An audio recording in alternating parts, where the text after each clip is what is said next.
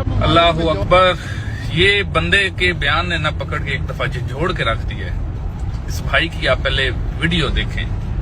अरब ममालिक में जॉब के लिए आने वालों को सबसे बड़ा फायदा ये होता है कि उनको अरबी जुबान आ जाती है, और उससे भी बड़ी बात ये कि अरबी के लहजे की भी समझ आ जाती है। एक दिन मैं एक शॉपिंग मॉल में खड़ा था कि एक अरबी अपने बच्चे के साथ शॉपिंग के लिए आया।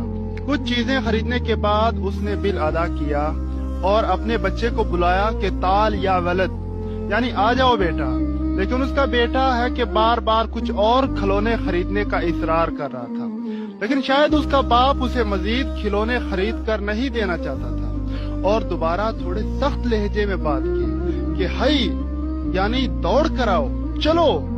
तो मैंने महसूस किया कि इसके बाप ने जब सख्ती से कहा तो लहजा और अल्फाज दोनों बदल गए, यानी अब ताल की जगह हई आ गया, और ताल के बाद तो फिर भी गुंजाइश है, लेकिन हई के बाद कोई गुंजाइश नहीं। बिल्कुल इसी तरह हम सारा दिन कमाने में लगे रहते हैं, लेकिन जब 5 बार हई अलल फलाह की आवाज हमारे कानों में पड़ती है ना, तो अरबी से नावाकफ लोगों को समझ ही नहीं आता कि ये कौन सा लहजा है और किस कदर सख्ती से बुलाया जा रहा है।